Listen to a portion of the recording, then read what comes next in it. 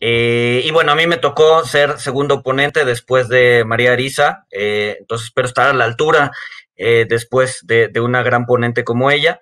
Y hoy voy a hablar pues de inflación, ¿no? Creo que es un tema que sigue vigente, que ahorita está despertando incluso algunos miedos. Digo, ya se había bajado un poco el hype de la inflación en los últimos, en las últimas semanas. Sin embargo, creo que ahorita se está empezando a revivir un poco. Y vamos a hablar hacia dónde creemos que vamos y hacia dónde, pues sí, qué es lo que nos espera en los próximos meses, tanto a nivel global como a nivel país. Entonces, sin más, nos arrancamos. La inflación es un tema que pues va a ser recurrente en tanto después de guerras como de pandemias. Lo vemos aquí, es una gráfica que sacó The Economist, en donde pues, se van pues, prácticamente 700 años atrás, desde 1300 hasta el 2018, antes de la pandemia actual, y se ponen a revisar, ¿no? A ver qué pasa con la inflación después de las guerras y después de las pandemias. Y la respuesta es, después de las pandemias, la inflación tiende a crecer de manera natural. Ojo, estamos viendo historia muy larga y estamos viendo que antes las pandemias duraban 5, 6, 7 años, ¿no? Esta pandemia pues ha sido bastante sui generis en el sentido de que pues se ha salido o se contaba ya con una vacuna antes de que se cumpliera siquiera el año de haber declarado una pandemia global, ¿no? Entonces, probablemente veamos esta gráfica hacerse todavía, digamos que más cortita, en el sentido de que pues es normal ver inflación después de una pandemia y en este caso, pues lo vamos a ver de una manera muchísimo más rápida. Y bueno, pues al parecer eso está ocurriendo. La inflación parece alta, ¿no? Esto estamos hablando de inflación de Estados Unidos, llegando casi al 6%. Sin embargo, bueno, todavía no se compara en absoluto a lo que se vivió en los 70s junto con Volcker, ¿no? Que era el presidente de la Fed en aquel entonces. Eh, pero ahora, ¿de dónde viene esta inflación? Para entender por qué se está dando, creo que es importante entender de dónde viene.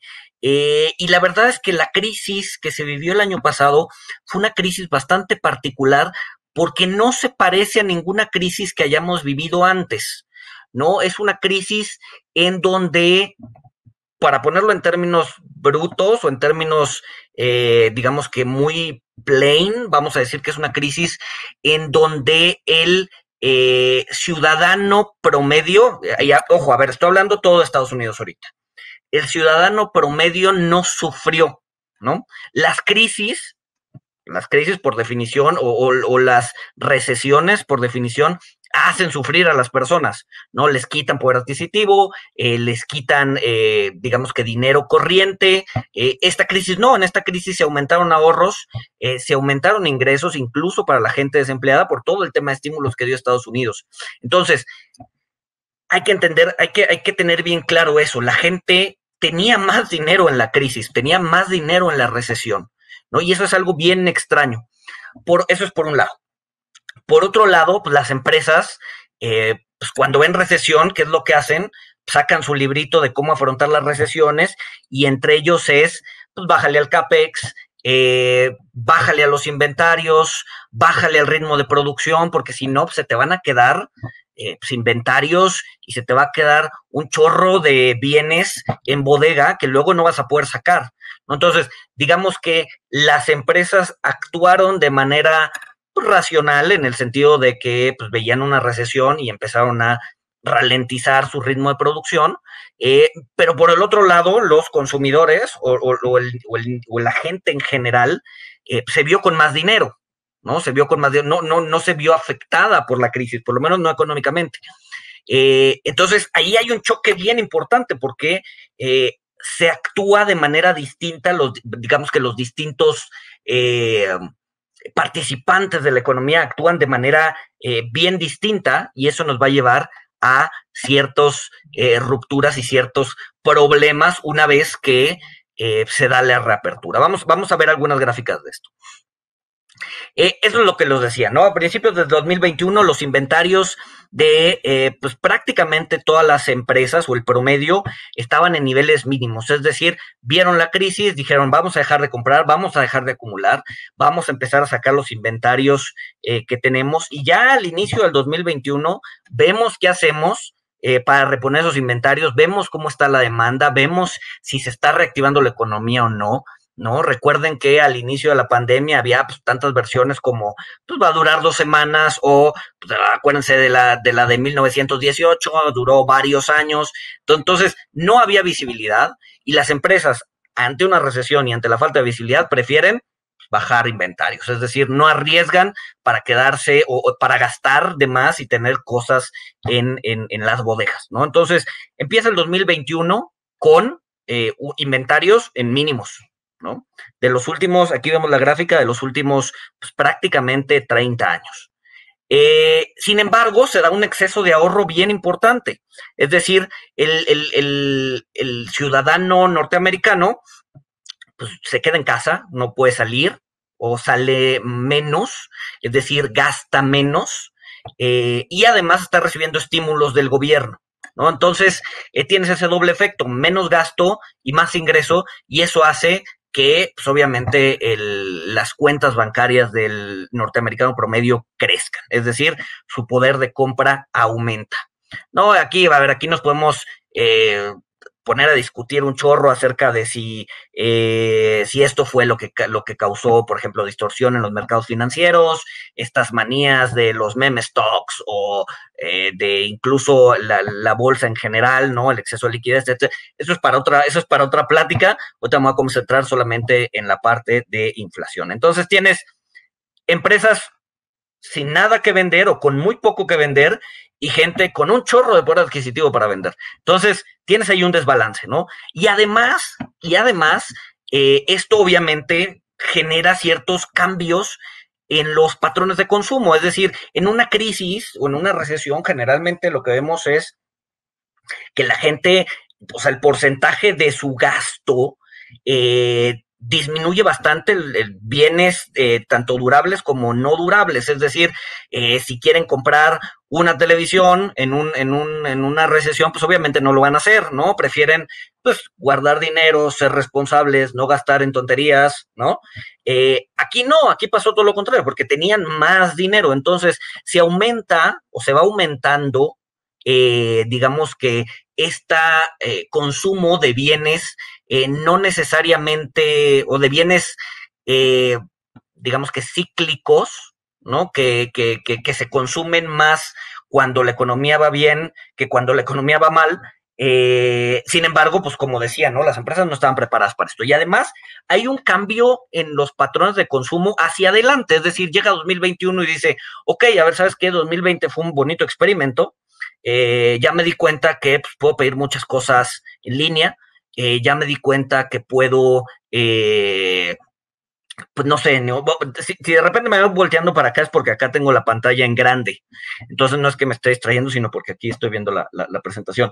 Pues puedes comprar en línea, puedes trabajar en línea, puedes comprar, no sé, o sea, el patrón de consumo del consumidor norteamericano cambió, ¿no? Y cambió, y eso te va a generar temas estructurales hacia adelante. Es decir, las empresas ya no se pueden comportar como se comportaban hace 2, 3, 4 años, cuando estábamos en la normalidad, ¿no? Entonces, esta idea de ¿cuándo vamos a regresar a la normalidad otra vez? Yo creo que es una idea falsa. ¿Por qué? Porque no vamos a regresar al punto en donde estábamos en diciembre del 2019, ¿no? El mundo cambió, las preferencias de consumo cambiaron, la forma de consumo cambió y las empresas se van a tener que adaptar a estas nuevas tendencias, ¿no? Y eso es lo que estamos viendo hoy. Es una es un cambio estructural en la forma en la que la relación consumidor-empresa se está dando. No hay un cambio estructural ahí y eso está generando disrupciones en la cadena de suministros, eso está dando, yo ahorita voy a hablar un poquito de eso, el Global Credit Crunch, digo, el Global Energy Crunch que estamos viendo, eso está dando la escasez de chips, por ejemplo, esos cambios estructurales que ya están aquí para quedarse, la economía mundial se está adaptando a ellos. Lo que decía, ¿no? Un poco cómo están los problemas estructurales en la cadena de suministros. Vemos que hay como más tiempo de entregas, tienes muchos menos inventarios que ya lo teníamos, más precios pagados. Entonces, bueno, esto es lo que está pasando hoy, ¿no? Son problemas estructurales debido al cambio y al exceso de demanda que hay, ¿no? Entonces, se vino como una especie de tormenta perfecta, ¿no? Voy a recapitular un poquito. Las empresas no tenían inventarios, ¿no? ¿Por qué? Porque venían de una crisis, actuaban racionalmente como habían actuado en pues prácticamente todas las crisis anteriores. Entonces, reducen inventarios.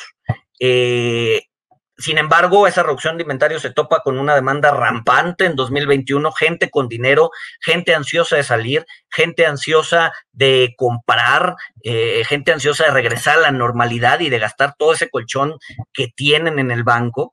Entonces, una oferta limitada, una demanda rampante, pues obviamente tienes pues ahí problemas en la cadena de suministros que te lleva a que los precios suban. Obviamente, aumentar la planta de producción o aumentar la cantidad de commodities o materias primas que se generan en el mundo, pues no es de un día para otro, ¿no? Si necesitas, no sé, maíz, pues no es como que puedes sembrarlo y al día siguiente cosecharlo, necesitas pues, esperar un tiempo. Prácticamente todas las materias primas son igual, no solo el tema de la cosecha, sino el tema de la extracción, pues es exactamente lo mismo, ¿no? No puedes simplemente hacer hoyos en la tierra más rápido para sacar minerales o metales más rápido de la tierra, ¿no? Entonces, hay un proceso de adaptación y ese es el que estamos viviendo.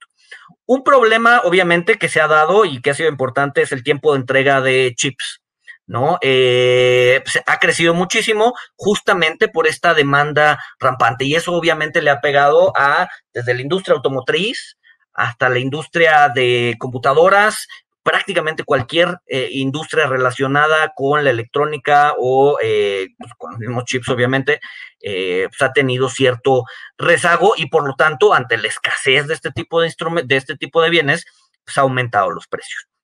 Mismo caso el índice de transporte, ¿no? Lo que vemos aquí es el Baltic Dry Index, que lo que mide son distintas rutas de comercio y cuánto te cuesta llevar materia prima de un lugar a otro, y pues prácticamente está subiendo.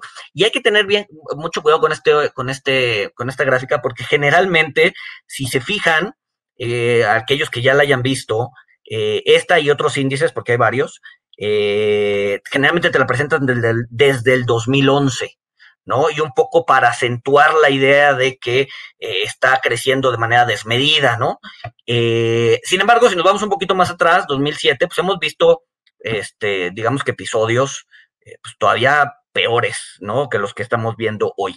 Entonces, también hay que tener cuidado cómo nos presentan las gráficas, porque pues muchas veces esas gráficas lo que intentan hacer es abonar una narrativa de inflación al alza. Y ahorita voy a hablar un poquito de eso, de cómo las expectativas pueden ayudar a que la inflación no sea tan alta como se espera, ¿no? Pero por lo pronto, sí, o sea, sí ha habido un incremento en el tema de transportación de materias primas, a través de este índice lo podemos ver, pues prácticamente del 2020 a la fecha, pues ha crecido bastante, pero bueno, todavía un poco alejado a lo que vimos en 2007 y 2008.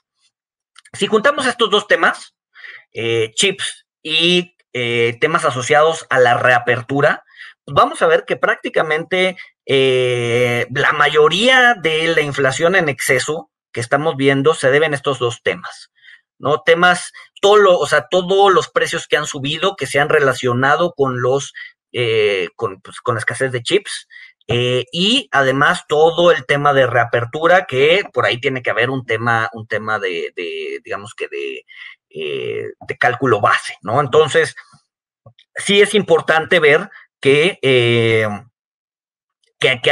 digamos que son temas muy específicos los que han hecho que la inflación esté por arriba del dato o por arriba de lo que la FED tiene como meta, ¿no?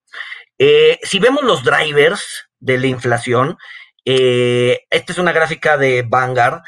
Me gustó cómo lo ponen porque desglosan la inflación en siete partes o en 7 drivers. Y vemos que hay señales mixtas, o sea, es decir, no todo se está volviendo más caro, ¿no? Vemos que pues prácticamente lo que ha apuntalado más la inflación ha sido el tema de política fiscal, es decir, estímulos monetarios, el tema de la política, no, perdón, política fiscal quiere decir estímulos de cheques, o sea, no estímulos monetarios, ahí fue un error, estímulos de cheques depositados al ciudadano, ¿no? Es decir, lana que se le deposita el gobierno a los ciudadanos y otros estímulos de ese tipo.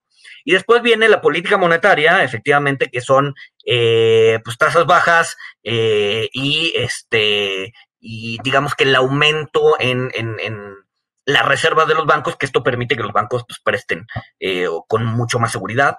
Eso ha ido ralentizándose un poquito, ¿no? Venía obviamente fuerte, la Fed actuó muy tajantemente al inicio de la pandemia y ahorita se ha ido desvaneciendo hasta el punto de que probablemente en noviembre pues ya empiecen a eliminar esos estímulos. En términos de inflación, las expectativas de inflación se han ido enfriando y ahorita voy para allá.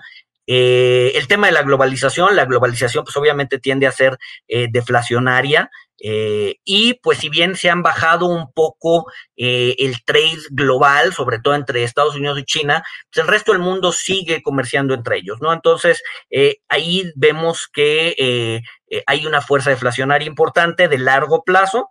Y bueno, y luego tienes el tema del slack económico, que tanto abajo estamos de la tendencia, digamos, o del PIB potencial, digámosle así, y el crecimiento, ¿no? Ahorita un crecimiento fuerte este año, aunque bien los analistas ya han ido bajando un poco sus perspectivas de crecimiento, pues sigue siendo un crecimiento fuerte para Estados Unidos, este crecimiento del 5.9 que se está estimando para este año, ¿no? Entonces, hay señales mixtas, no es como, por ejemplo, en 2017, en 1976, por ejemplo, si lo vemos acá, lo voy a apuntar con el mouse, en donde la inflación rampante llegó a prácticamente ser el 15% anual, con pues prácticamente todos los elementos de la economía acelerándose. Ahorita vemos que son elementos bastante escogidos y algunos ya se están incluso digamos que enfriando un poco.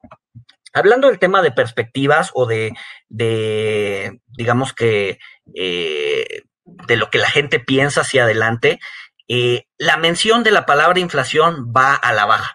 Ojo, la inflación, algo bien importante para la inflación a nivel global y en México es clave, es cómo se construyen las expectativas, ¿no? Así, a muy grosso modo, digamos que la política monetaria tiene 4 canales para atacar la inflación, ¿no? Está el canal del crédito, el canal del ahorro, el canal del tipo de cambio y el canal de las expectativas, ¿no? En Estados Unidos, pues, los 4 canales funcionan en cierta medida, ¿no? ¿Por qué? Porque es una economía mucho más bancarizada, la gente tiende a ir al banco cuando quiere pedir prestado o ahorrar, o sea, es mucho más, la población de Estados Unidos es mucho más sensible a un cambio en las tasas o a un cambio en la política monetaria. Aquí en México no, aquí en México tanto los canales como de crédito como de ahorro pues tienden a ser bastante insensibles, la tasa se tiene que mover mucho para que realmente exista un impacto en la política monetaria.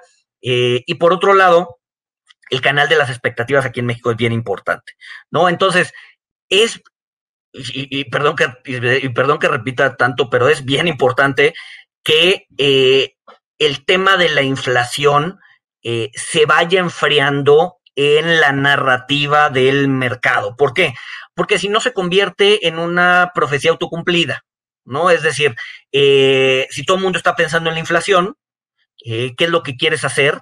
O sea, si la inflación se vuelve el centro de la vida o el centro de la narrativa en las noticias o en los análisis o en los periódicos o incluso en las conversaciones de café entre las personas durante la tarde o el fin de semana, entonces tienes un problema, porque entonces dices, ok, viene la inflación, prefiero gastar mi dinero más hoy para evitar que se pierda poder adquisitivo, y entonces haces que el dinero se empiece a mover mucho más rápido, las empresas voltean a ver y dicen, ok, ahí viene la inflación, me voy a adelantar, voy a subir mis precios, etcétera, etcétera, y entonces se forma una especie de espiral, ¿no? Entonces, que las expectativas se mantengan ancladas es importantísimo. Y algo que juega a favor en estos momentos es que justamente la mención de la palabra inflación en Estados Unidos o el hype inflacionario, la tendencia de la idea inflacionaria en la cabeza de las personas ha ido a la baja.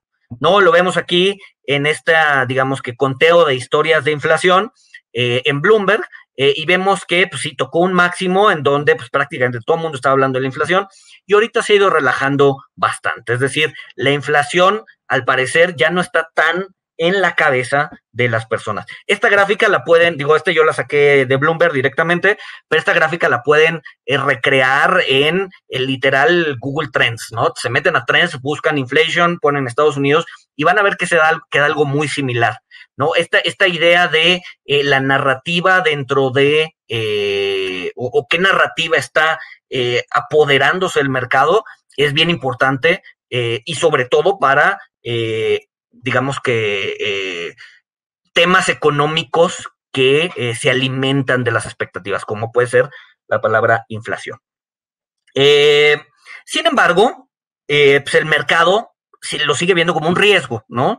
A ver, no es un riesgo muy grande. Esta es la encuesta de BOFA, la última, la que salió el 14 de septiembre. El mercado sigue pensando que alrededor del 25%, o más bien el 25% del mercado está pensando que la inflación es el riesgo más importante, seguido por el taper tantrum, ¿no? Recuerden que el taper tantrum es este evento que pasó en 2013, cuando Bernanke sale a decir, voy a quitar los estímulos, y el mercado se volvió prácticamente loco. Fue un año bastante desastroso para el mercado financiero. Entonces, eso es a lo que teme hoy el mercado. Entonces, como que la Fed aprendió su lección. Digamos que la comunicación del retiro de los estímulos en esta ocasión ha sido mucho más leve y ligero y dosificado, y entonces pues sí estamos teniendo o vamos a empezar a tener un taper sin el tantrum, es decir, sin el berrinche del mercado. Al parecer ese riesgo pues, se ha ido disminuyendo también, ¿no? Sin embargo, bueno, la inflación sigue siendo un tema que preocupa al mercado. En términos de si es transitorio o no, hoy por hoy la gente todavía piensa, o por lo menos los inversionistas, esta es una encuesta que se hace a los inversionistas a nivel global, sigue pensando que va a ser transitoria, ¿no? Obviamente aquí entramos en una discusión filosófica de qué significa transitorio, ¿no? La vida misma es transitoria y puede durar 100 años, o bien unos meses, ¿no? Entonces, ahí obviamente pues, la transitoriedad de la inflación pues va a ser, pues va a estar obviamente en la boca de todos, ¿no? Nosotros creemos, y ahorita vamos a decir por qué, que pues probablemente la inflación dure un poquito más de lo que el mercado está esperando, ¿no? Y el primero de esas razones es pues, por todo lo que está pasando en el tema de materias primas, ¿no? Vemos el tema de los commodities, y perdón que estas gráficas que les voy a enseñar, las próximas 3 slides, pues estas las saqué hoy en la mañana por todo lo que está pasando en Europa y en Asia, entonces pues ya no me dio chance de ponerles ahí un formato bonito, pero las saqué directo de Bloomberg. Vemos los commodities, ¿no? El precio de los commodities se ha ido subiendo. Todavía estamos muy lejos de lo que vivimos en el super ciclo de commodities 2002, 2008. 2008 llegó todavía a niveles muchísimo más altos. Sin embargo, pues como que la mesa podría estar puesta para eso, ¿no? Temas ambientales han sido bien importantes en este pico de commodities. Si bien en México ha llovido mucho, no así en Estados Unidos y Canadá. sobre todo en la parte norte de Estados Unidos, donde se produce pues, gran parte del maíz, por ejemplo. Tienes todo el tema de energía, tienes un chorro de cosas que están pasando a nivel global que podrían hacer que los commodities permanezcan altos. Eso aunado al exceso de demanda, pues bueno, tienes esta, digamos que, tormenta perfecta para que los commodities puedan seguir subiendo. Y eso, pues obviamente, te va a pegar en temas inflacionarios, ¿no? Tienes lo que está pasando en Europa, lo que digo, si no han escuchado el término, lo van a escuchar pronto, el Global Energy Crunch. Lo que está pasando es gas natural creciendo de manera importante, el precio del petróleo, el Brent, que es la mezcla europea, digamos, también subiendo de manera importante y tocando ya los $80 por barril. Y esto se da por una combinación de cosas igual, ¿no? Una especie de tormenta perfecta, ¿no? Rusia está dejando de exportar gas, también Noruega, Trinidad, Nigeria. El gas que tenían, digamos que acumulado, se usó en inviernos anteriores debido a que hubo un frío atípico. Además, bueno, de este exceso de demanda y además de, curiosamente, pues no ha habido vientos sobre todo en Inglaterra. Entonces, pues bueno, esto hace que se vuelva complicado el tema del gas o que escasee el tema del gas. Y esto ha hecho que, pues obviamente, los precios suban de manera importante y pues al ser el gas la principal fuente de creación de energía en Europa, pues obviamente tarifas eléctricas se vuelven más caras y por lo tanto bienes y servicios van a tender a volverse más caros, ¿no? Entonces ahí viene un efecto de segundo orden que podría permear eventualmente en inflación más alta por más tiempo.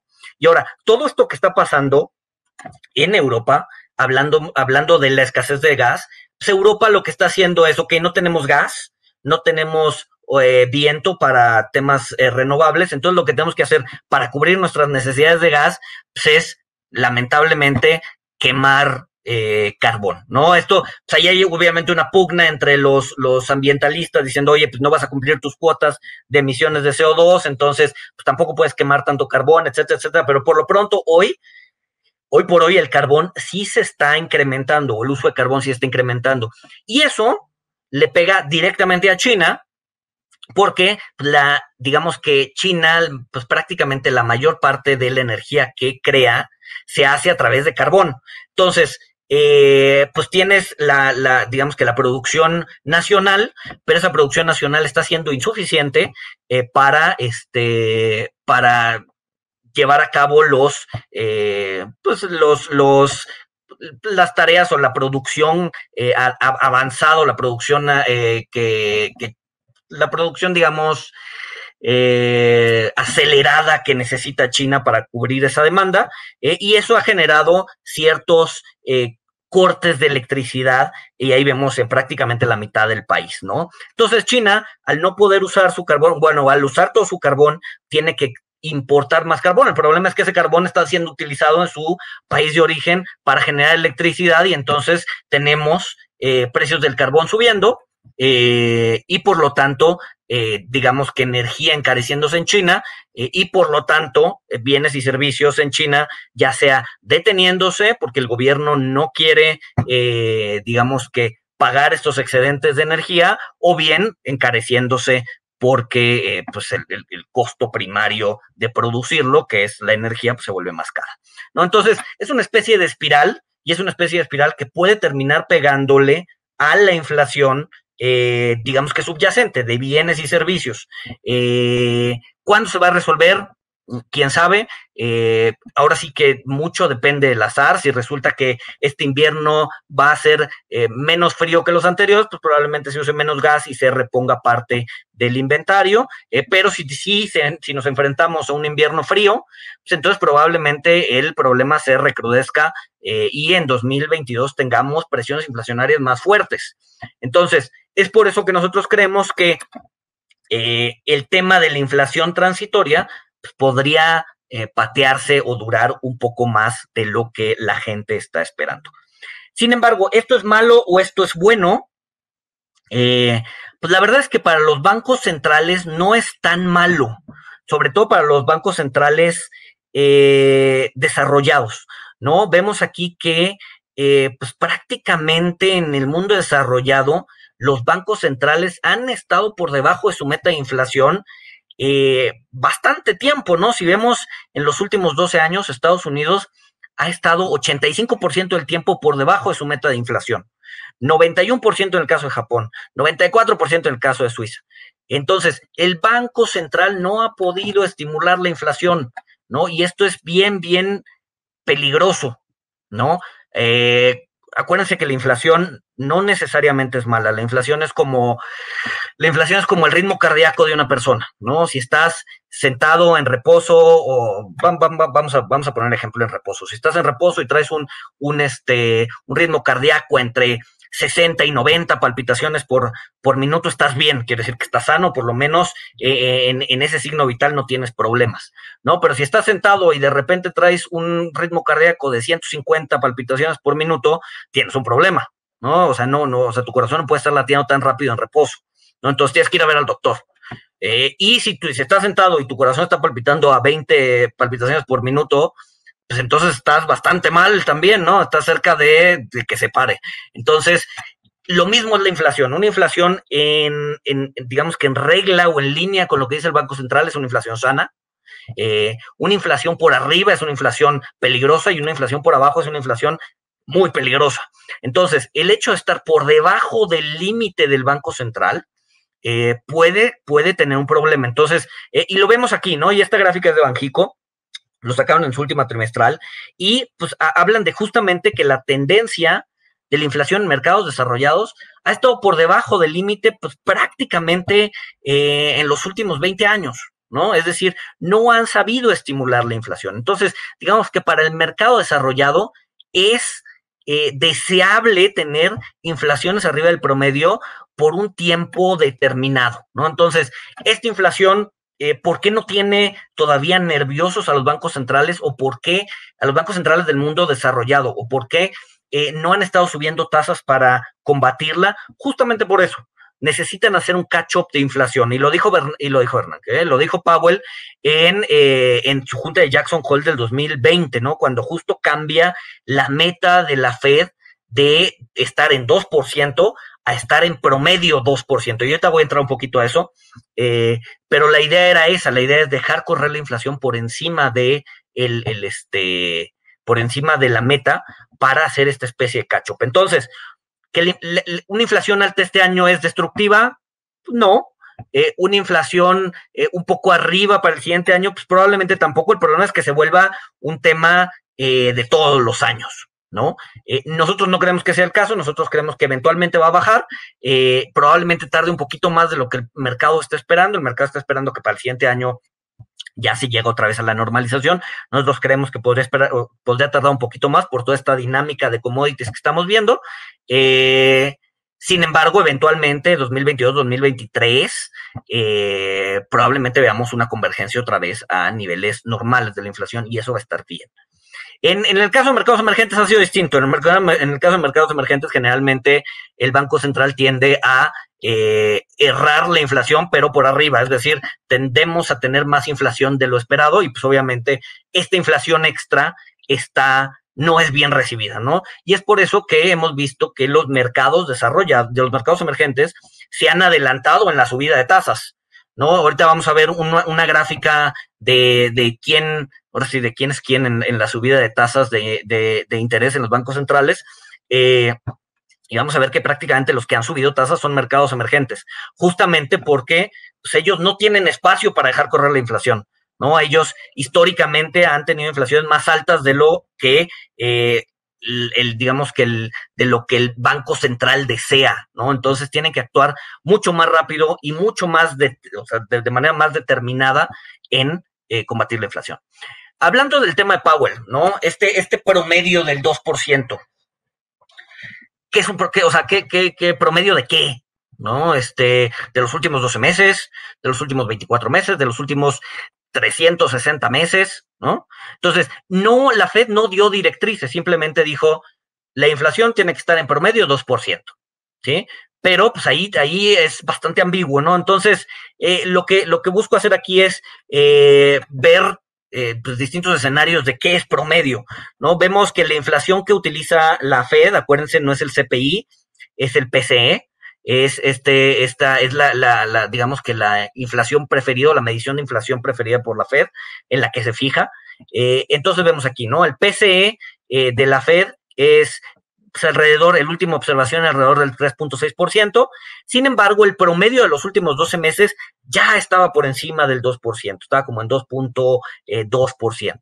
Sin embargo, si tomamos el promedio de los últimos 24 meses, pues todavía estábamos por abajo. Entonces, ahí podemos armar un caso y decir, a ver, pues la Fed todavía no se tiene que preocupar, digamos que el promedio histórico más largo, el de 24 meses, pues sigue estando por debajo del 2%, todavía la Fed no llega a su meta de inflación, entonces puede dejar correr la inflación un poquito más alta, sin necesidad de actuar, ¿sí? Si te fijas en la de 12 meses, pues no, la de 12 meses ya llegó. Entonces, creo que ahí la Fed está jugando a poder argumentar su posición de política monetaria a través de esta ambigüedad, ¿no? De qué es el promedio. Pues si nos tomamos 24 meses, pues seguimos por debajo del 2%. Lo que es cierto es que pues, el mercado espera más crecimiento, o sea, espera más inflación, pero también espera más crecimiento. No vemos que la mayoría del mercado, cerca del 70%, lo vemos acá, está esperando crecimiento arriba de la tendencia e inflación arriba de la tendencia, lo cual es relativamente normal, sobre todo después de una crisis, ¿no? Entonces, problema sería si viniera inflación sin crecimiento. Sin embargo, pues esta tendencia de crecimiento más inflación, pues tiende a ser lo normal. Algo también importante es cómo el mercado ha visto este tema de la inflación, y lo vemos en el T-Note de 10 años. No, pues prácticamente lo que vemos aquí es el T-Note de 10 años, creo que la gráfica son 50 años de puntos, abajo y arriba la inflación 12 meses, y vemos que tiende a haber una relación lineal, ¿no? Mayor inflación, mayor tasa, es normal, pues nos los cuentan desde Economía 1, ¿no? En nuestras lecciones en la universidad. Sin embargo, aquí no ha pasado, ¿no? Aquí no ha pasado, aquí tenemos mucho más inflación, pero también tenemos tasas muy reducidas. Estas son observaciones a fin de mes, ¿no? A fin de agosto, pues veíamos inflaciones del 5.6% y el T-Note al 1.3%. Hoy por hoy el T-Note ya está subiendo alrededor del 1.54%. Entonces, como que se está intentando regresar a esta tendencia. Sin embargo, si lo vemos aquí en la gráfica, pues este puntito pasaría de aquí a acá, ¿no? Tampoco se movería gran cosa. Entonces, bueno, sigue estando baja, mucho puede deberse a que la Fed pues está comprando muchos bonos en el mercado, y es probable que cuando empiece a retirar esos estímulos, si la inflación no se ve a la baja, pues probablemente veamos una subida interesante en las tasas de interés, ¿no? Y hablando justo de los movimientos de bancos centrales, que es lo que les decía, aquí vemos lo que ha pasado en el año, ¿no? Desde inicio de año a la fecha, cuáles países han subido su tasa de interés, y si nos fijamos en los países que han tenido alguna subida de tasa de interés, pues vemos que la mayoría de los países son emergentes, ¿no? Llámese Armenia, Georgia, Ucrania, Rusia, Chile, Perú, Islandia, México, y aquí seguramente van a decir, oye, México no ha subido 25 puntos base, México ha subido 50, tu gráfica está mal. No, acuérdense que a inicios de año, Banxico, en la primera junta del año, bajó su tasa a 25 puntos base, y ya después, 1 o 2 juntas después, la empezó a subir, ¿no? Entonces, en realidad, en el neto, Banxico solo ha subido 25 puntos base en el año. Es decir, empezamos el año en 4.25, no en 4. La bajamos a 4 y ya después ha habido 2 subidas de 4.50, de 4 a 4.50, pero en el año solamente ha habido una subida neta de 25 puntos base. El punto no es ese, el punto es que los emergentes han aumentado sus tasas para combatir la inflación por todo este tema que les acabo de decir, mientras que los desarrollados pues siguen bastante tranquilos, ¿no? Los vemos aquí, Australia, Canadá, la eurozona, Suecia, Japón. Obviamente hay algunos emergentes que no lo han hecho, ¿no? O sea, no, tampoco es una regla, pero la mayoría son desarrollados y aquí la mayoría son emergentes. Tienes algunos casos, como es el caso de Corea del Sur y Noruega, que son desarrollados y que ya empezaron a subir tasas, pero también no es la regla, ¿no? Las reglas son emergentes, han subido tasas, desarrollados se han mantenido. Y lo vemos aquí, en este índice que arma top-down charts, en donde se ve que los emergentes ya empezaron a subir de manera agresiva sus tasas, mientras que los desarrollados no. Los desarrollados vemos casos muy específicos, como les comenté, Noruega, Corea del Sur, y vemos que por este tema de la inflación. Hablando particularmente de México, y con esto termino, las expectativas al parecer pues han ido subiendo, ¿no? En esta subida, si hubiéramos visto esta gráfica hace algunos meses, hubiéramos visto que el chipote era mucho menor, y ya después empezaba a bajar. Ahorita el chipote pues, prácticamente está alcanzando en niveles anteriores. Hay muchas casas de bolsa que ya esperan la inflación a cierre de mes en el 6 y cachito por ciento, para después empezar a bajar de una manera importante. Nosotros creemos que sí, eventualmente la inflación va a terminar bajando a los niveles que Banxico se siente cómodo, que es del 2 al 4%, pero no va a ser tan rápido. Nosotros creemos que va a llevar todavía más tiempo por todas estas dinámicas globales que estamos viendo, ¿no? Y lo vemos acá, un poco intentando hacer la liga con la gráfica de los chips y la gráfica de la reapertura, pues vemos que prácticamente toda la inflación en excedentes se está dando por varias cosas. El primero es transporte, muy ligado a la apertura, a la reapertura, que está creciendo alrededor del 7%. Otros servicios, 6.25%, que incluye restaurantes, bares, etcétera, ligado a la reapertura. Obviamente tienes el tema energético, ligado a la reapertura, y la parte de commodities, que ha subido cerca del 7%, ligado a todo esto que veíamos del ciclo de commodities, ¿no? Entonces, pues prácticamente estos son los elementos que han presionado la inflación en México al alza, y es muy similar a la canasta global, ¿no? Entonces, México está siguiendo esta dinámica global de precios. Ahora, ¿qué hacer ante estos eventos de inflación?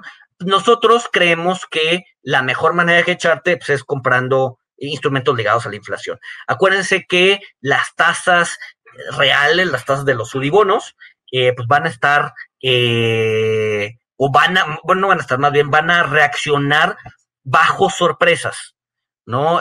Si se espera una inflación de 3% y se da una inflación de 3%, eso no debería afectar a la dinámica del mercado. Si se espera una inflación del 3% y se da una inflación del 6%, entonces ahí sí, no hubo una sorpresa inflacionaria y por lo tanto las tasas se van a mover acorde para reflejar esa sorpresa, ¿no? Y eso es lo que ha pasado históricamente. Lo que vemos aquí son rendimientos de Eudibonos menos rendimientos de M-bonos.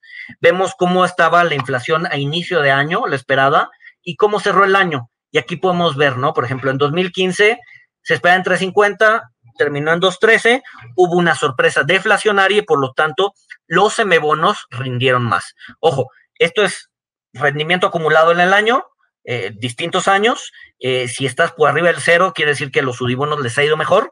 Si estás por debajo del 0, quiere decir que a los M-bonos les ha ido mejor, por la forma en la que se construye, que es rendimiento de Eudibonos menos rendimiento de M-bonos. Vemos sorpresas inflacionarias, por ejemplo, en 2016, no, bueno, 2016 fue menor, 3.32, 36, pero en 2017, ¿no? De 4.13 a 6.77, hubo una sorpresa inflacionaria importante, entonces pues, a los sudibonos les terminó yendo mejor. Entonces, creemos que, o sea, nuestro view hoy por hoy es que, digamos que la inflación va a sorprender a la alza, bueno, no a la alza, pero que la reducción de inflación o la convergencia a la meta va a ser más lenta de lo esperado, lo cual equivale a sorpresas inflacionarias hacia adelante, y eso podría traer o beneficiar en cierta medida a los instrumentos ligados a inflación. Ahora, con eso termino. ¿Qué vale la pena? O sea, muchos en el mercado les gusta irse digamos que a la parte cortita para jugarla en la inflación de la curva de Eudibonos. La verdad es que la parte corta tiende a tener poco valor. Nos gusta a nosotros más estar como más posicionados en la parte media y larga, o bien en la parte corporativa y gubernamental con cosas bien escogidas, ¿no? Y lo vemos aquí, ¿no? En los últimos 12 años, pues prácticamente el riesgo, más bien el rendimiento de la parte media y larga de la curva y de la parte corporativa y gubernamental ha sido mucho más atractivo que estar en la parte cortita jugándole al último dato de la inflación para ver si viene arriba o viene abajo. Mejor un posicionamiento más largo, más estratégico que táctico, y así poder lograr en nuestras metas de inversión, ¿no?